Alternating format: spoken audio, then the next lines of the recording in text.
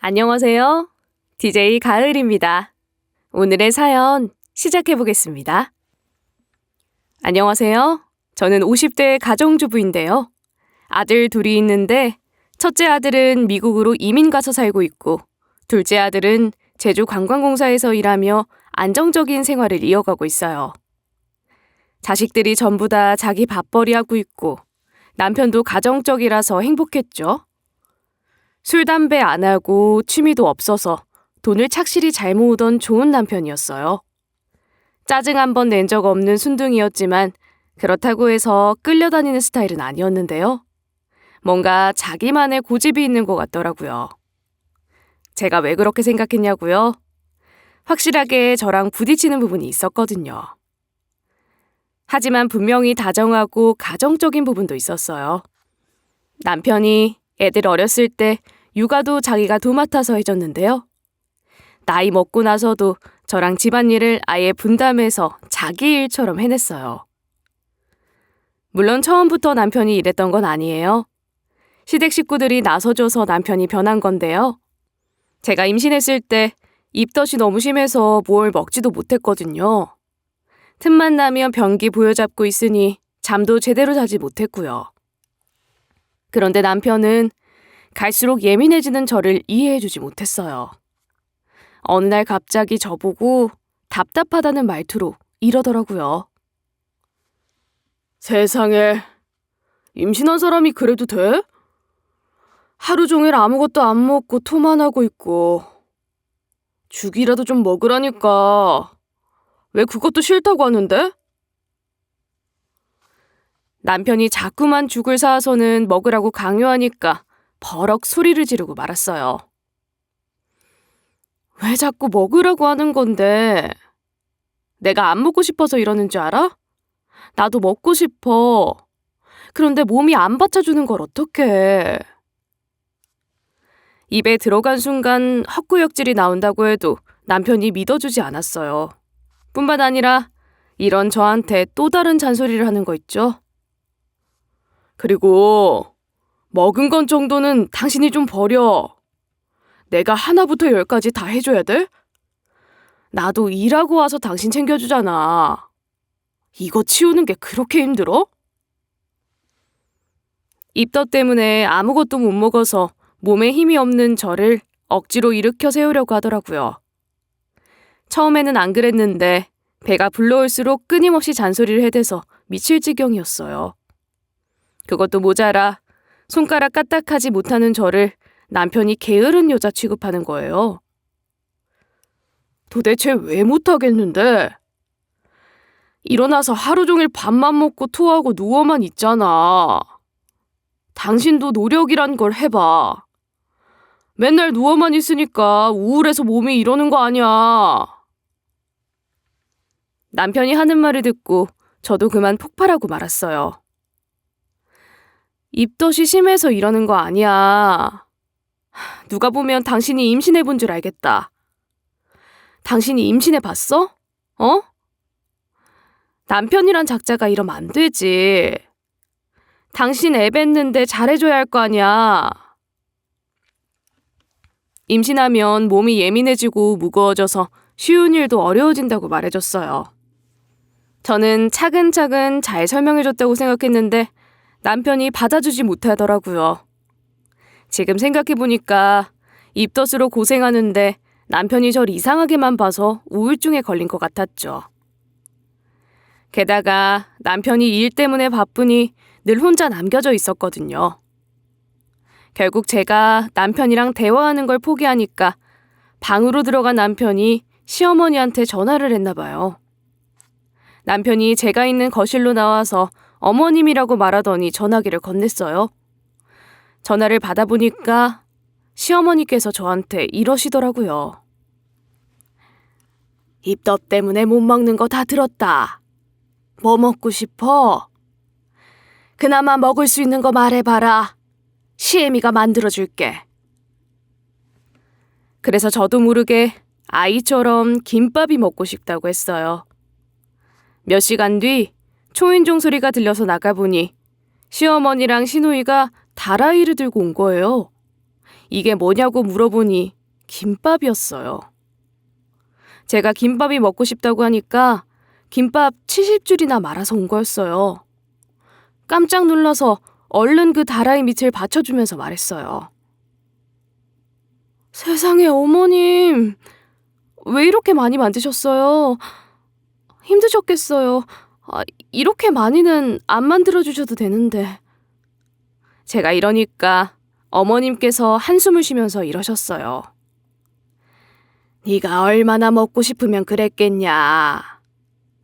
우리 아들놈은 꼴의 남자라고 임신한 여자 마음도 못 알아주고 그러는데 나라도 알아줘야지. 김밥은 좀 넘어간다며 다라이 품에 안고 실컷 먹어라. 이러면서 다라이를 들려는 저보고 저리 들어가라고 손짓하셨어요. 그리고 저를 식탁에 앉혀놓고 김밥을 먹게 하셨죠. 그 사이 남편은 잔소리 듣기 싫었는지 방 안에 들어가 있더라고요. 시어머니가 워낙 친정엄마처럼 대해주시니까 저도 모르게 그동안 속상했던 걸 털어놓았어요. 어머님께서 제가 하는 말을 듣고 화내면서 방 안에 있는 남편을 불렀는데요. 남편이 뾰루퉁한 얼굴로 나오니까 시누이가 먼저 나서서 막 뭐라 했어요. 오빠는 임신한 사람한테 그런 막말 해놓고 방에 들어가 있고 싶어? 임신하면 얼마나 힘든지 알아? 입덧이 심해서 아무것도 못 먹는 사람한테 도대체 왜 그래? 시누이가 연장자처럼 막 혼을 내니까 남편이 고개를 숙이고 중얼거렸어요. 아니, 같이 일하는 사람들한테 들어보니까 자기 와이프도 그랬다면서 뭘 먹으면 좀 나아진다는 거야. 그래서 먹으려고 한 건데 안 먹으니까 답답한 마음에 화 좀 내봤어. 시누이가 이 말을 듣고 남편에게 역정을 냈어요. 새언니도 먹고 싶은데 몸이 안 받쳐주는 거야. 나도 힘들어했던 거 알면서 왜 그랬어? 적어도 우리 남편은 먹으라고 강요는 안 했다. 오빠가 내 남편보다 더한다 더해. 신우뿐만 아니라 시어머니께서도 나서서 남편에게 한마디 하셨죠. 그래 이놈아. 김서방 너무하다고 뭐라 참견할 때는 언제고 네가 이러냐? 나중에 다 늙어서 버려지기 전에 마누라한테 잘해. 이뿐만 아니라 어머님께서 남편한테 집안일을 이것저것 알려주시더라고요. 아이고 이놈 보소. 내가 너를 귀하게 키웠나 보다. 설거지랑 빨래하는 방법도 모르네. 설거지는 무조건 따순 물로 해라. 밥그릇은 밥 다 먹었으면 바로 담궈놓고 그래야 설거지하기 쉽다. 빨래는 색깔별로 나눠서 하고 옷이랑 네일도 나눠서 해라. 시어머니께서 귀하게 큰 티 내지 말라며 거의 혼내다시피 하면서 알려주셨어요. 덕분에 남편이 그 뒤로 설거지랑 빨래를 도맡아서 하게 됐는데요. 영업일이 업무 스트레스가 많은 직업인데도 불구하고 저녁 지을 때나 집안일 할 때 알아서 같이 움직여줬어요. 어쩌다 제가 하려고 하면 남편이 이랬죠. 여보, 이건 내가 할게. 우리 집안일 나눈 게 있잖아. 당신 홀몸도 아닌데 다 하려고 하지 마. 우리 엄마가 그러는데 가정주부라고 집안일 무조건 다 하는 거 아니래. 이런 걸로 미안해하지 마. 일 바쁜 만큼 당신이 맛있는 거 해주면 돼. 남편이 이렇게까지 변해버리다니. 너무 감동스러운 순간이었어요. 이렇게 시댁 식구들이 행복한 결혼 생활을 만들어주셔서 저는 시어머니와 시누이를 친정엄마, 친자매처럼 생각하고 있었는데요. 친정아버지는 예전에 돌아가셨고 친정엄마도 지금 많이 아프셔서 호스피스에 들어가 계신 바람에 많은 의지가 됐어요. 시어머니, 시누이랑 다 같이 쇼핑이나 꽃놀이, 등산, 여행도 가기도 했죠. 시댁 식구들과 사이가 얼마나 가까워졌으면 어머님께 이런 애교를 떤 적도 있어요. 어머님, 제가 많이 사랑하는 거 알죠? 남들은 시어머니랑 불편하게 지낸다고 하는데 저는 시집 잘 온 것 같아요. 친정 엄마만큼 편해서 좋아요. 어머님도 저 사랑하시는 거 맞죠? 제가 한두 번 이러는 게 아니라서 시어머니께서 웃으면서 맞받아치셨습니다. 뭘 사랑하긴 이거사. 용돈 필요해서 이러지? 우리 딸도 용돈 필요할 때마다 이러더라. 이러면서 진짜로 용돈 몇 푼 쥐어주셨어요. 이런 시댁 식구들 때문에 남편도 변했고 제가 결혼 생활 몇십 년을 버틸 수 있었던 건데요. 이랬던 시댁 식구들이 바뀌어버린 사건이 있었어요. 이제 아들들 독립시키고 저희 부부 둘만 남았는데 아파트 부녀회장이 나타난 거죠. 이 부녀회장이 젊었을 때 나 뜨거운 짓을 해서 돈을 벌었다는 소문이 있었어요. 세상에 그런 사람이 어떻게 부녀회장이 될 수 있었겠어요? 전 이 소문이 헛소문이고 부녀회장을 질투하고 싫어하는 사람들이 낸 소문이라고 생각했죠. 그만큼 부녀회장이 성격이 괄괄하고 말하는 방식도 직설적이었어요. 아파트에 문제가 생기면 나서서 싸우고 뭐라 하니까 적이 많아진 느낌이더라고요. 제가 왜 이런 부녀회장 편을 들어주는지 궁금하실 거예요. 부녀회장이 저희 집 층간소음 문제를 해결해줬기 때문인데요. 윗집 사는 사람이 밤마다 미친 듯이 시끄럽게 굴어서 윗집에 쪽지를 붙여놓았어요. 그래도 소란스럽길래 찾아가서 뭐라 한 적이 있었습니다. 죄송한데 조금만 조용히 해주실 수 있나요? 계속 노랫소리 들리고 쿵쿵거리는 소리가 들려서요. 그런데 윗집 사는 사람이 뭐라 했는지 아시나요? 제가 시끄럽다고요? 잘못 들으신 거 아니에요? 아파트 구조 특성상 다른 집에서 나는 건데 제 집에서 나는 것처럼 들리는 걸 거예요. 윗집 사는 사람 말대로 집안이 굉장히 조용하더라고요. 제가 오히려 죄송하다는 말을 하고 저희 집으로 돌아왔어요. 그런데 여전히 시끄럽게 쿵쿵거리고 늦게까지 음악을 틀어놓는 소리가 들렸죠. 아무리 생각해도 윗집 소리 같은데 직접 찾아가면 아니라고 하니 영 방법이 없었어요. 제가 경비원에게 이 사실을 여러 번 말해서 그런지 부녀회장이 밤에 찾아왔더라고요. 무척 화가 나 있어서 이 사람이 왜 이러나 싶었어요. 그런데 저만 시끄럽다고 항의한 게 아니었나 봐요. 부녀회장이 신경질적인 목소리로 저한테 말을 막 쏟아댔어요. 층간소음 때문에 경비실에 연락했었죠. 아파트 입주민 한 명 때문에 여러 사람이 피해를 보고 있으니까 층간소음을 누가 내는지 알아내야겠어요. 내가 이걸 오늘은 기어코 잡고 말 테니까 협조 좀 해주세요. 그리고 제 허락도 안 받고 제 집에 들어와서 황당했지만 윗집에서 소리가 나는 걸 듣고 부녀회장이 미친 듯이 뛰쳐나가서 계단을 올라가더라고요. 저도 놀라서 쫓아갔는데 부녀회장이 윗집 현관문을 쾅쾅쾅 두드리더니 막말을 쏟아내더라고요. 야, 너 때문에 시끄러운 거 맞잖아. 지금 항의가 몇 번이나 들어온 줄 알아? 왜 자꾸 층간소음 내놓고 아니라는 건데? 이번에도 윗집 사는 사람이 정색을 하면서 오리발을 내밀었어요. 제가 무슨 소리를 냈다고 그러세요? 제가 층간소음 낸 거 아니에요. 저 조용히 있었는데 자꾸 저한테 이러시면 저도 가만히 안 있을 겁니다.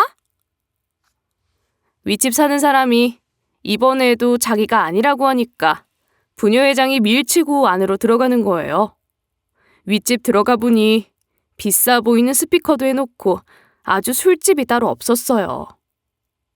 부녀회장이 그 스피커를 마음대로 만져보더니 소리를 켜는 거 있죠? 역시나 예상대로 제가 밑에서 맨날 듣던 그 음악 소리가 맞았어요. 부녀회장도 이 소리를 듣고 알아챘는지 고함을 지르더라고요. 네가 내는 소리 맞잖아. 이게 미쳤나? 이렇게 이기적으로 살 거면 단독주택 살아. 뭐하러 아파트 사는데? 내가 이 문제 때문에 얼마나 골머리 앓았는지 알아? 입주민들 생각은 안 해? 그동안 시끄러워서 잠도 못 잔 제목까지 화를 내주니 제 속이 다 시원해졌죠. 그 와중에 윗집 사는 사람이 당황스러워하더니 갑자기 개소리를 하더라고요. 아무리 시끄러워도 그렇지. 남의 집에 이렇게 막 들어와도 되는 거예요? 저희 집에서 어떤 소음을 내든 처벌 어려운 거 아시죠? 그런데 그쪽은 저희 집에 함부로 들어오셨네요.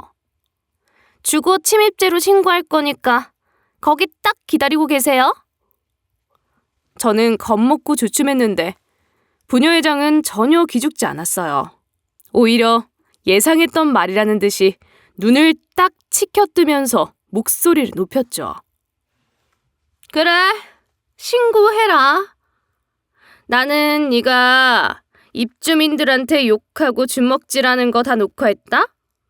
네가 신고하면 맞대응할 거니까 네 알아서 하라고.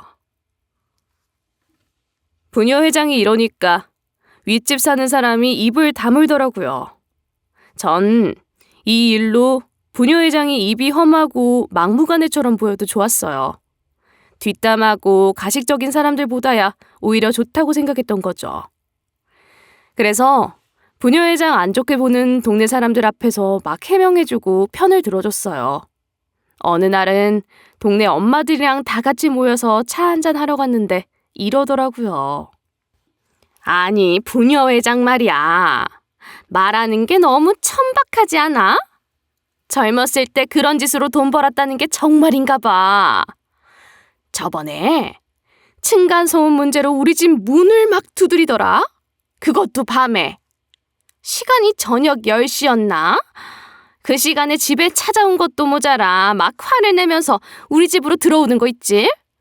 그리고 쌍욕을 해댔는데 어머 세상에 그런 사람 처음 봤다니까? 부녀회장이 저한테만 그런 게 아니었더라고요. 부녀회장이 좀 예의 없긴 해도 마냥 욕먹을 만한 사람은 아닌 것 같아서 말해줬습니다. 사실 부녀회장이 내 집도 찾아왔었는데 층간소음 때문에 스트레스를 많이 받은 것 같더라고. 너무 그러지 마. 덕분에 층간소음 문제 해결했잖아. 이제 조용하지 않아? 부녀회장 아니었으면 평생 그 소리 들으면서 살아야 했을걸?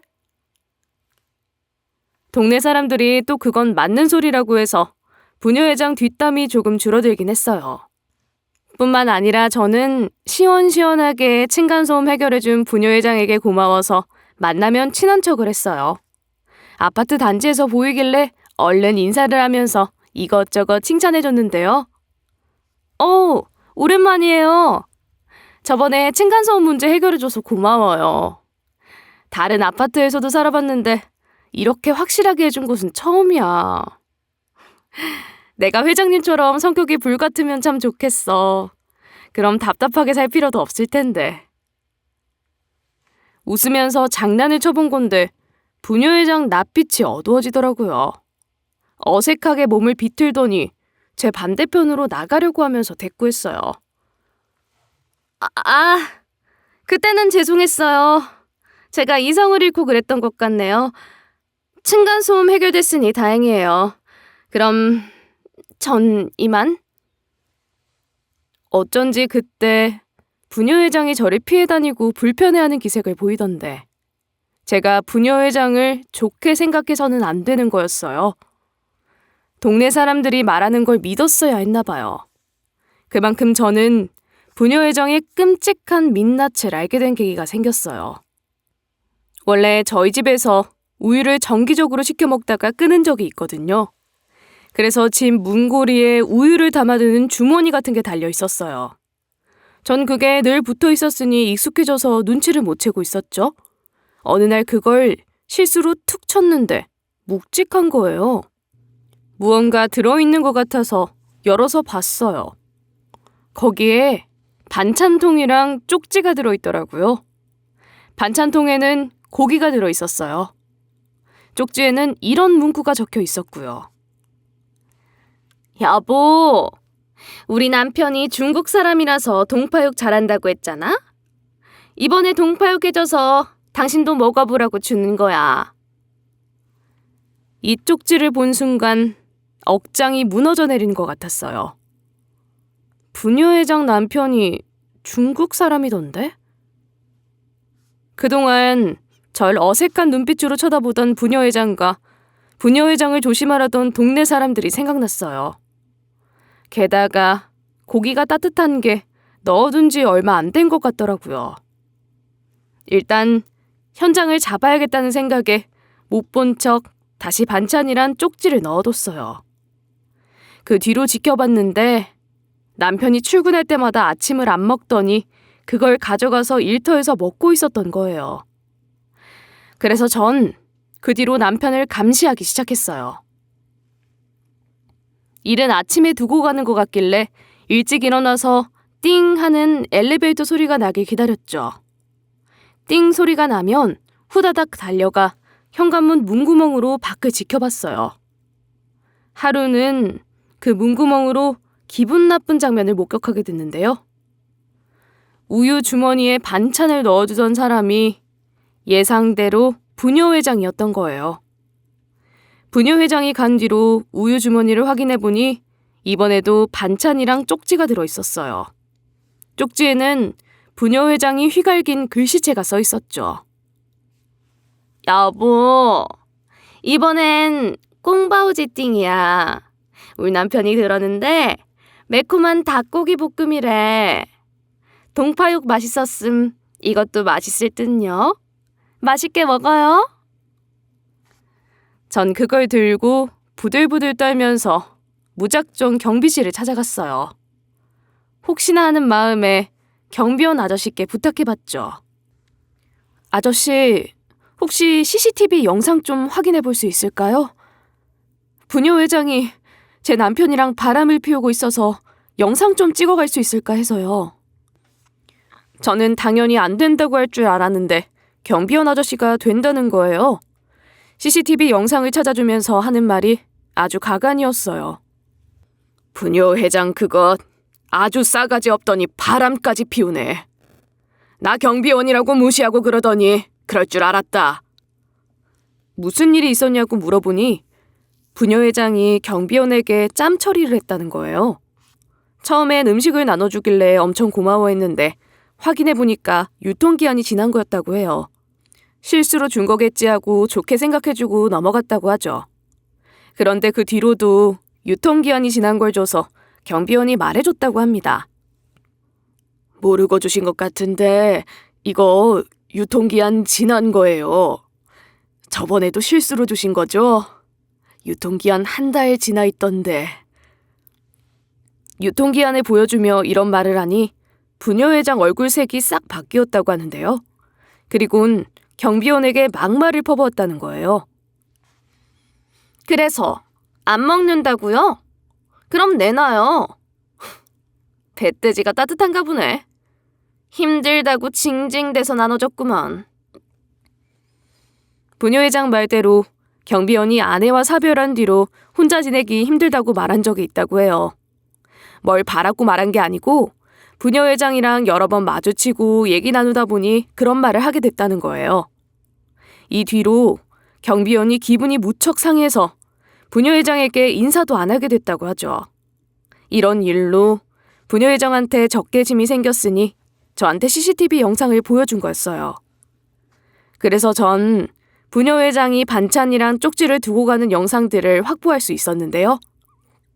법적으로 문제가 있을진 몰라도 부녀회장과 남편에게 겁을 줄 수는 있을 것 같았어요. 여기서 더한 문제가 생기지 않을 거라고 생각했는데 제 착각이었어요.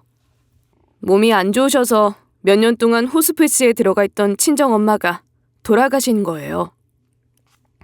친정엄마 장례식 날 시댁 식구들이 모두 모였길래 남편의 바람 사실을 폭로하고 뭐라 하고 싶었지만 참았어요. 집안 어르신들이 많이 있었고 우리 아들도 있었기에 남편의 추악한 면모를 알리고 싶지 않았죠. 여기서 윽박 지르고 싸우면 얼마나 콩가루 집안 같겠어요. 아무리 애들이 컸어도 상처를 주거나 민망한 상황을 연출하고 싶지 않았어요. 장례식이 끝날 때까지 기다리려고 했는데요. 그런데 시댁 식구들이 구석에 모여 앉아 무얼 속닥거리고 있는 거예요.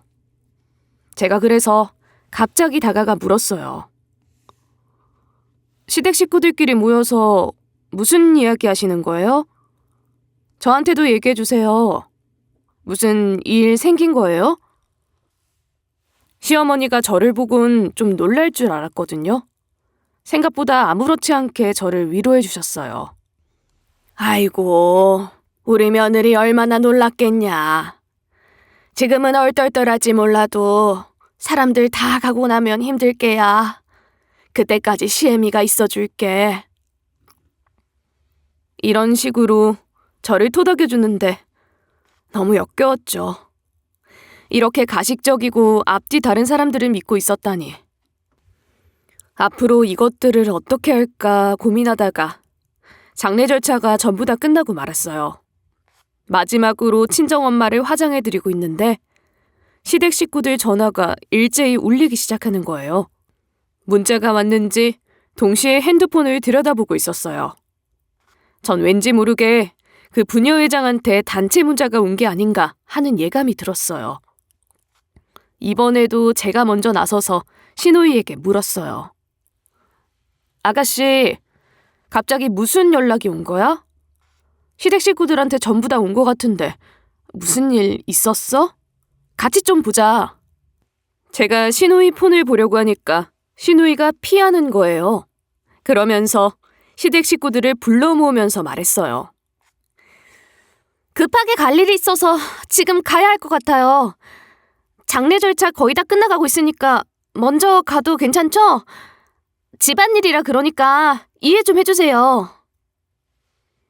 저는 가도 괜찮다고 말하지도 않았는데 신우가 나서서 다 같이 나가자고 했어요. 화장이 채 끝나지도 않았는데 시댁 식구들이 급하게 자리를 뜬 거죠.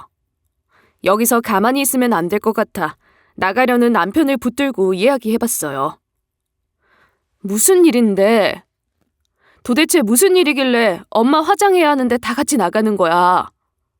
우리 엄마 장례식보다 더 중요한 일이 있어? 나도 같이 가자. 저도 짐을 싸들고 나서려고 하니까 남편이 막아서더라고요. 그리고 얼척없다는 식으로 개소리를 해댔어요. 아직 장모님 장례도 다 안 끝났는데 뭘 따라오겠다는 거야. 정신 차려. 당신은 자식이니까 장모님 곁 끝까지 지켜야지. 결국 남편이 이 말을 남기고 시댁 식구들을 따라 장례식장을 나섰어요. 그 순간 이것들이 몰래 무슨 짓을 하려고 이러나 불안한 마음이 들더라고요. 아들들도 뒤늦게 나가는 시댁 식구들을 봤나 봐요. 첫째 아들이 저한테 물었어요. 아버지 갑자기 왜 저러세요? 장례도 다 안 끝났는데 어딜 가시는 거예요? 급한 일 생기셨대요? 남편이 이상하다는 식으로 이야기하는데 마음 같아서는 아들들한테 다 맡기고 뛰쳐나가고 싶었어요. 하지만 다른 사람도 아니고 친정 엄마가 돌아가신 거니까 꾹 참았습니다. 아무리 남편이 바람 피우러 가고 시댁 식구들이 그걸 감춰주러 가는 거라도 자식된 도리로서 친정엄마의 마지막을 지켜야 했어요. 남편이야 나중에 조지면 된다는 생각으로 묵묵히 엄마 곁을 지켰죠. 화장은 화장터를 예약을 하고 시신을 태워 유골함에 담아주는데 2시간 정도가 걸렸어요. 화장터도 꽉 차 있었고 예약 시간을 잡기 어려워서 시간이 밀렸던 거예요. 결국 그날 우리 집 식구들끼리만 엄마의 마지막을 보내드렸는데요. 그 와중에 아들들도 비행기를 타고 급하게 가야 했어요. 한 놈은 미국에서 일하고 있고 한 놈은 제주도에서 일하고 있으니 어쩔 수 없었죠. 전 아들들을 보내려고 했는데 이놈들이 이상한 낌새를 눈치챘나 봐요. 이번엔 둘째가 저보고 이러더라고요. 아무리 생각해도 아버지 이상해요. 회사에 사정 이야기해서 일 제치고 따라가 볼까요? 아버지 어디로 가신 거래요? 둘째가 진짜로 따라 나설 기세길래 이야기했어요. 괜찮아. 신경 쓰지 마라. 너네 삼촌 있으니까 걱정하지 마라. 삼촌 형사 일하고 있는 거 알고 있지? 삼촌한테 부탁할 거니까 얼른 가봐라. 이러다 비행기 놓치겠다. 얼른 공항으로 가. 엄마가 배웅 못 가줘서 미안해. 억지로 두 아들놈을 보내고 나니 친정 오빠가 나타났습니다. 친정 오빠도 저를 보자마자 남편 얘기를 꺼내더라고요. 매부는 갑자기 왜 저런데? 아무리 일이 생겨도 그렇지 말도 안 하고 그냥 나가? 우리 엄마 장례보다 더 챙겨야 하는 일이 있기라도 해? 시댁 식구들 행동도 지적하면서 어떻게 그럴 수 있냐고 따지더라고요. 전 친정 오빠한테 남편이 숨기고 있는 걸 전부 다 폭로했어요. 사실 우리 남편이 바람 피우고 있는 거 알아냈어. 아파트 부녀회장이랑 몰래 만나고 있었는데 내 집 앞에서 대놓고 반찬이란 쪽지도 주고 있더라. 친정 오빠가 그 말을 듣고 눈이 돌아갔나 봐요. 지금 당장 남편이 있는 곳을 알아내라고 하길래 드디어 상복을 벗고 남편에게 인생의 참맛을 보여주려고 했죠. 손에는 경비실에서 얻은 CCTV 영상이 담긴 핸드폰이 들려있기에 든든했어요. 그리고 남편에게 전화해서 물었죠. 여보, 도대체 어딜 갔길래 급하게 자리를 떴어? 얘기 좀 하자. 당신한테 할 말이 있어. 제가 심각한 얘기를 할 것처럼 분위기를 잡으니까 남편이 쭈뼛거리더라고요. 고민하다가 거짓말을 하나 생각해냈는지 겨우 이야기했어요. 글쎄, 회사에서 횡령 사건이 일어났다는 거 있지? 너무 놀라서 급하게 뛰쳐나온 거야. 수습하는 대로 바로 데리러 갈게. 몇 분이면 돼. 잠깐만 기다려. 남편이 급하게 해명이 됐지만 옆에서 시어머니 목소리가 들렸어요. 시모 목소리가 어찌나 큰지 사부인 집 어쩌고 저쩌고 하는 소리가 귓가에 내리꽂혔죠. 시댁 식구들이 친정집에 가 있는 것 같았어요. 친정집이 엄마 자가였거든요.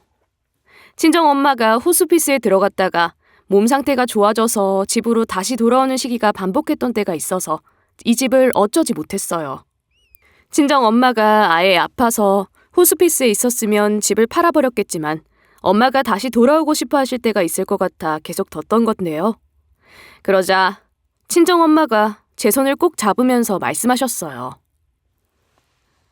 우리 딸, 엄마가 이렇게 신세만 져서 어떡해. 정말 미안하다. 내가 아예 호스피스에 들어가 있는 게 편하지? 나도 그러고 싶은데 나이 먹으니까 집이 편하네.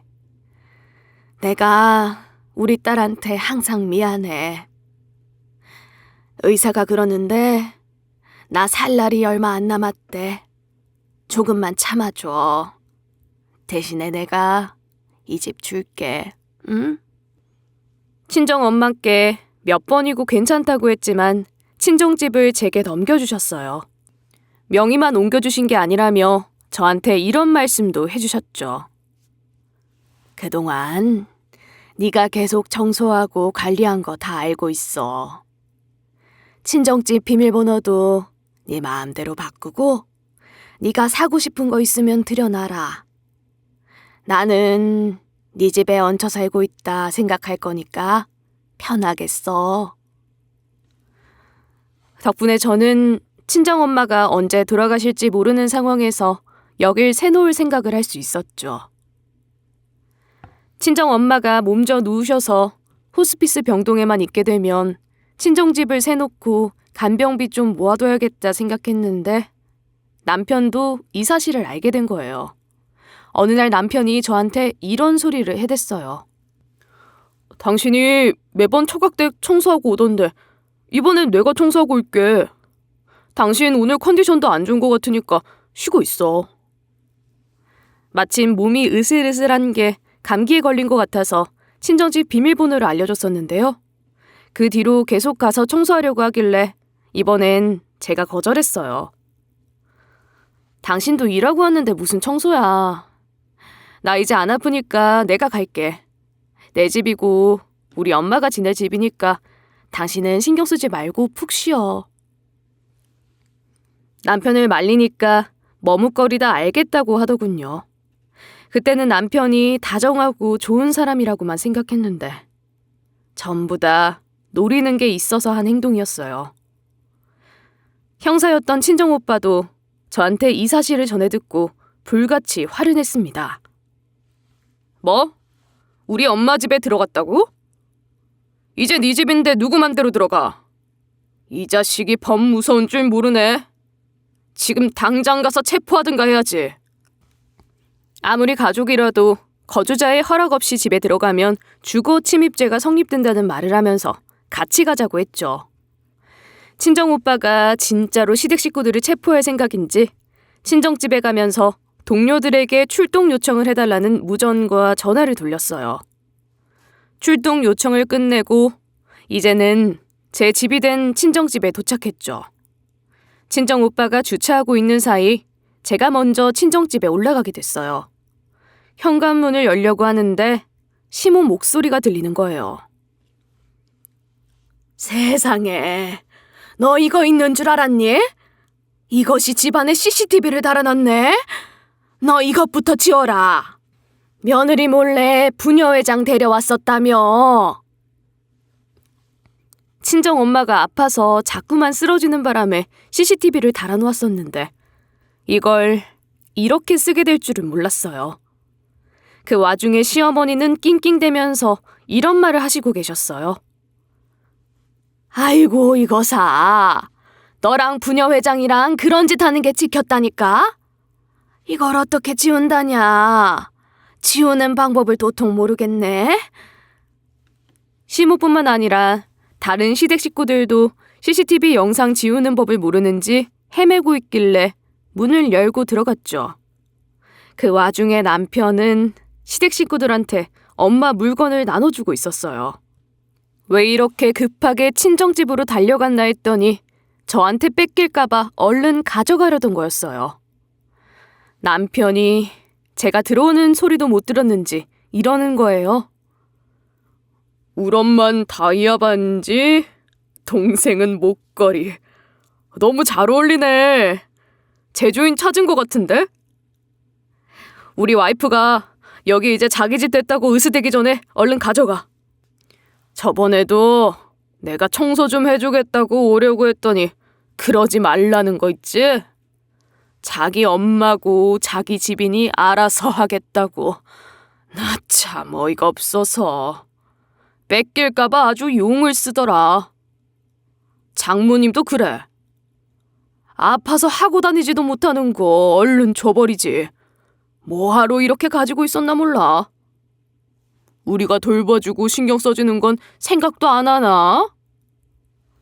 바로 그때 친정오빠가 들어왔길래 제가 후통 쳐줬어요. 야, 너희들 지금 뭐 하고 있는 거야? 여기 내 집인 거 알고 있지? 내 허락 없이 왔으니까 주거 침입죄로 전부 다 신고할 거야. 어머님, 아가씨도 알 거예요. 우리 오빠 형사인 거. 오빠가 그러는데 가족이라도 허락 없이 집에 들어오면 깜빵 가거나 벌금 물어야 한대요. 시댁 식구들이 우리 둘을 보고 놀라 까무러쳤어요. 친정오빠가 진짜로 수갑을 꺼내서 남편을 체포하려고 했죠. 바로 그때 남편이 가족끼리 이러는 게 어딨냐는 거예요. 그랬더니 친정오빠가 이리 대꾸해줬어요. 너야말로 가족끼리 이러는 게 어딨어? 우리 엄마 돌아가시자마자 친정집으로 와서 물건 뒤져서 가져가려고 하지를 않나? 동생 몰래 바람 피우지 않나? 이혼 소송당해서 위자료 잔뜩 뜯겨봐야 정신 차릴래? 남편이 그게 무슨 헛소리냐고 발뺌을 하길래 제가 핸드폰으로 찍은 CCTV 영상을 보여줬어요. 그랬더니 남편이 펄쩍 뛰면서 소리치기 시작했어요. 이게 어떻게 불륜 증거가 될 수 있어? 이웃끼리 맛있는 것 좀 하면 나눠줄 수도 있지. 부녀 회장이 우유 주머니도 못 건드리고 반찬도 못 줘? 그래서 제가 친정집 CCTV 영상까지 TV에 연결해서 틀어줬어요. 큰 화면으로 남편의 불륜 장면이 송출되자 시댁 식구들 입이 떡 벌어지더라고요. 이걸 어쩌면 좋냐고 수군거리고 있길래 제가 이야기해줬죠. 봐봐. 이혼 증거 떡하니 있지? 난 이런 사람이랑 못 살아. 이혼 소송 걸어서 위자료고 뭐고 다 뜯어낼 거니까 그렇게 알고 있어. 남편이 그제야 무릎을 꿇으면서 저에게 간청해댔어요. 내가 잘못했어, 여보. 한 번만 봐주라, 부녀회장한테 홀려서 실수한 거야. 이 여자가 대놓고 꼬시는데 어떡해. 이 여자 잘못이라니까? 당신도 부녀회장이 옛날에 그렇고 그런 직업을 가지고 있었다는 소문 들었잖아. 남편이 잘못했다는 흉내만 내고 있지 결국엔 부녀회장 탓만 하고 있길래 친정오빠 수갑을 보여주면서 말했어요. 내가 미쳤다고 당신을 봐줘? 바람난 년이랑 우리 엄마 집에서 그렇고 그런 짓까지 했는데? 게다가 나 몰래 친정집 귀중품 훔치려고 했잖아. 당신만 날 속인 게 아니고 시댁 식구들까지 쌍으로 날 속여놓고 뭐? 용서? 난 절대 용서해줄 생각 없으니까 그냥 이 수갑 손에 차서 갖고 가. 이 정신 나간 남편놈아. 친정 오빠한테 수갑을 돌려주면서 이 자식 당장 체포해달라고 했죠. 친정 오빠가 남편 손에 수갑을 채우자 시댁 식구들이 일제히 저자세가 됐어요. 시어머니는 넙죽 엎드리면서 이런 소리를 짓거리더라고요. 아이고, 며느라. 우리 아들 한 번만 용서해줘라. 우리 아들이 아무리 잘못했어도 네 남편이잖니. 제발 체포만은 하지 말아줘. 부녀회장 집안이 생각보다 잘 살아서 탐이 나서 그랬어. 아무렇지 않게 큰 돈을 주고 선물도 척척 주니까 순간 혹했던 거야. 시모가 두 손을 싹싹 빌어대니까 시누이도 나서서 한마디 더 붙이더라고요. 새언니, 이런 짓 했으면 정말 안 됐었는데 진짜 미안해요. 부녀회장이 명품 선물을 줘서 잠시 정신이 나갔었어요. 시모는 물론 시누이까지 저한테 매달리면서 체포만큼은 하지 말아달라고 빌었어요. 그런데 제가 바보도 아니고 이런 시댁 식구들을 용서해 주겠어요? 남편이 울면서 절 부르는 걸 무시해줬더니 그대로 끌려나갔어요. 그리고 사이렌 소리가 울려서 밖으로 나가봤는데요. 경찰차들이 모여있더라고요. 그 경찰차에서 경찰들이 내리더니 시댁 식구들을 태웠습니다. 저도 경찰서로 가서 피해자 신분으로 밤새 조사를 받았죠. 시댁 식구들이 여기서 가만히 있었겠어요? 특히 시어머니께서 밤새 울부짖으면서 말하는 소리가 울려 퍼졌어요. 미안하다, 며느라. 미안해. 내가 이렇게 사정하잖니. 내 나이가 몇인 줄 아냐? 너는 노인네 손목에 수갑 채우고 이러고 싶냐? 응? 이 사건의 주범인 남편도 가짜 눈물을 흘리면서 호소해댔어요. 여보, 나 이제 잘할게. 내가 원래 바람 피우고 그런 사람 아니었잖아. 한 번은 실수할 수 있는 거 아니야? 신혼 때를 생각해봐. 나 진짜 다정하게 잘 대해줬잖아. 기억 안 나? 과거 얘기가 나오니 신우까지 나서서 눈에 불을 켜고 말했습니다.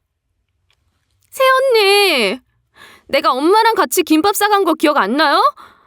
우리 오빠가 멍청하게 입덧으로 뭐라 해서 우리가 챙겨줬었잖아요. 새언니가 김밥 보고 감동받았으면서 이러면 어떡해요. 우리 좀 살려주세요. 시댁 식구들이 몇 번이고 불쌍한 척하면서 사과해댔지만 전 이미 속으로 결정한 상태였죠. 그대로 시댁 식구들이랑 합의해주지 않고 경찰서를 나와버렸어요. 그리고 친정 오빠한테 물어봐서 아는 변호사 없냐고 물어봤는데요. 친정 오빠와 친분이 있는 변호사를 만나 상황을 설명했어요. 변호사 통해서 상간녀 소송이랑 이혼 소송을 진행하게 된 거죠. 남편이랑 지내던 집도 제 집이었기에 남편 짐을 모두 다 시댁으로 보냈어요. 마지막으로 보낸 짐에는 이혼 서류와 편지를 함께 붙여줬는데요. 그리고 현관문 비밀번호까지 바꿔버렸어요. 몇 시간 뒤에 남편이 조사를 받고 돌아왔나 봐요. 비밀번호가 바뀌어 있자 남편이 문을 막 두드리면서 말했어요. 여보, 여준이 엄마 거기 있지? 언제 집 비밀번호를 바꾼 거야? 우리 아직 이혼 안 했잖아. 이제 막 소송 시작한 것뿐인데 이렇게나 내칠 거야? 일단 내 짐들 안에 있으니까 문 좀 열어봐. 남편이 이러길래 현관문을 열어주지 않고 소리쳤어요. 들어올 생각하지 말고 시댁으로 가봐. 당신한테 선물 보냈고 친히 편지까지 써줬으니까 지금 당장 가보라고. 제가 이러니까 제가 틈을 보였다고 생각했는지 남편이 간절하게 빌어댔어요. 여보, 이러지 말고 얼굴 보고 얘기하자, 어? 편지로 얘기할 게 아니라 직접 얼굴 보면서 대화를 해야 기분이 풀릴 거 아니야. 기분이 풀리다니. 누가 보면 단순한 문제로 다툰 줄 알겠더라고요. 제가 아무런 대꾸도 하지 않으니까 남편이 결국 시댁으로 갔는지 잠시 뒤에 전화가 온 거 있죠? 전화를 받아보니까 남편이 급한 목소리로 제게 쏘아댔어요. 당신 이혼 서류 보낸 거 뭐야? 이게 선물이었어? 그리고 이 편지는 또 뭐야? 진심으로 쓴 거야? 사실 제가 편지에 너 바람 피우는 거 절대 용서해주지 않을 거니까 다시는 찾아올 생각하지 마.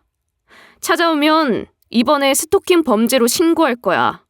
안 그래도 주거 침입죄로 신고당해서 돈 꽤나 나갔을 텐데 돈이 남아돌거나 깜빵 가고 싶으면 찾아와. 라고 적어놨었거든요. 제가 진짜로 신고할 걸 알고 남편이 오지도 못하고 매일 전화하고 문자에 댔어요. 전 그걸 벼르고 있다가 오랜만에 자식들을 불렀죠. 아들들이 휴가를 내서 저희 집으로 모였는데요. 일단 오랜만에 온 아들한테 밥을 먹이고 거실에 앉혔어요.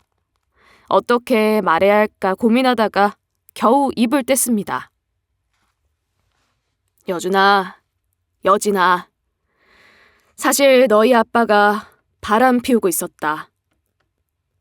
친정엄마한테도 몹쓸 짓을 해버려서 이혼하게 됐어.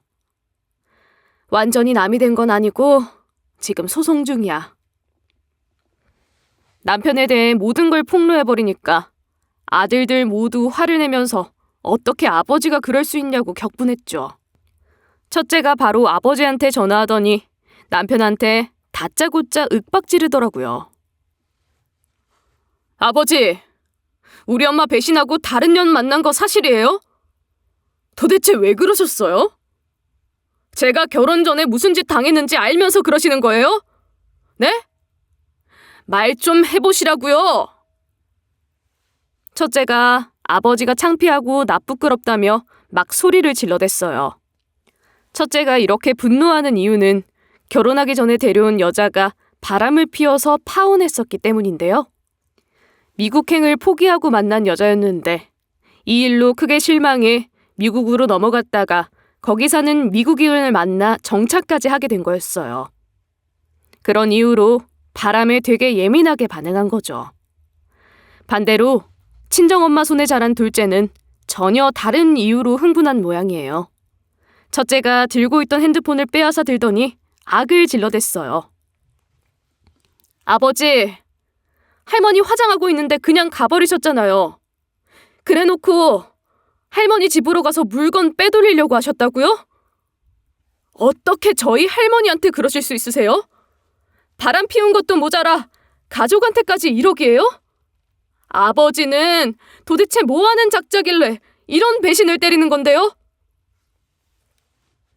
둘째가 이러는 이유는 첫째가 어렸을 때 잔병치레를 많이 해서 손이 많이 가는 바람에 제가 둘째한테 소홀히 했던 적이 많이 있었거든요.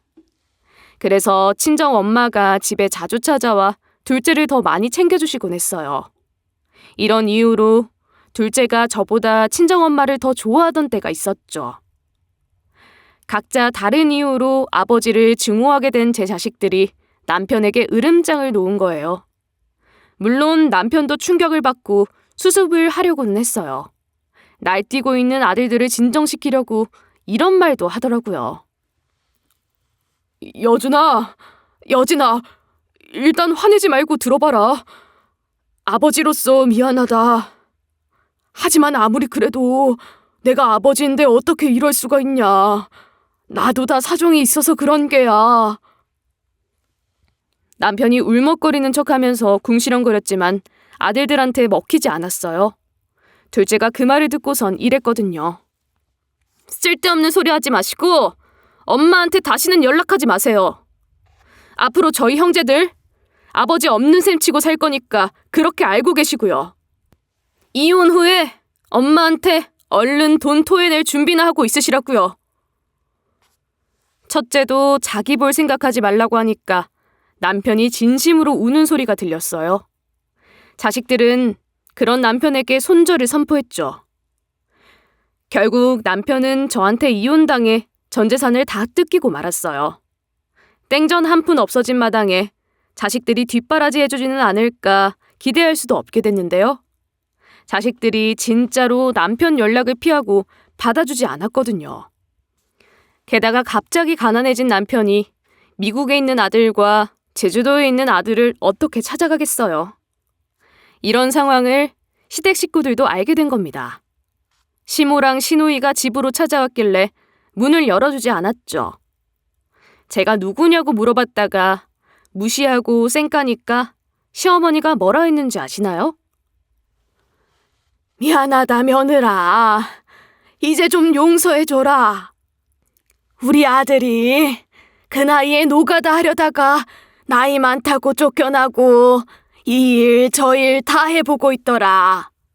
네 위자료 내주느라 아주 빈털터리가 됐다고 하던데 좀 도와주면 안 되니? 신우도 제발 도와달라고 간청하길래 깔깔깔 웃어줬죠. 그리고 제가 시원하게 일침 날려줬습니다. 그걸 왜 제가 도와줘야 하는데요? 남편 지금 벌 받는 거예요. 그냥 벌 받으라고 놔두세요. 그리고 이혼해서 이제 남이니까 찾아오지 마세요. 이전 남편이 바람 피울 때 쓴 우유 주머니나 가져가시든가요? 제가 이러니까 시댁 식구들이 간청해도 돈 한 푼 안 쥐어줄 걸 알았나 봐요. 저 때문에 자존심만 상하고 돌아가서는 그 뒤로 시댁 식구들이 찾아오지도 않네요. 얼마 전에 이혼 소송이 드디어 끝나서 남편과 아예 남이 됐는데요. 이제 법적으로 이전 남편이 된 셈이죠. 요즘은 이혼 소송과 상간녀 소송으로 뜯어낸 돈과 친정 엄마가 남기신 유산으로 넉넉하게 살고 있습니다. 이 돈으로 가끔씩 미국이나 제주도로 놀러가 아들 사는 모습도 보니 너무 좋은데요. 여러분도 아무리 가족이라도 잘못을 했으면 벌 받게끔 해주시는 게 나아요. 안 그러면 자기가 잘못한 줄도 모르더라고요. 제가 만약에 남편의 사과를 받아줬으면 남편이 또 바람을 피웠을 거예요. 저희 친정 재산도 노렸을 거고요. 친정엄마 장례도 다 안 치르고 친정 재산 노리러 간 사람과 어떻게 평생을 함께 하나요? 그래서 전 이전 남편과 시댁 식구들한테 한 짓 하나도 후회가 되지 않습니다. 오히려 인생에서 가장 잘한 일이라는 생각도 드네요.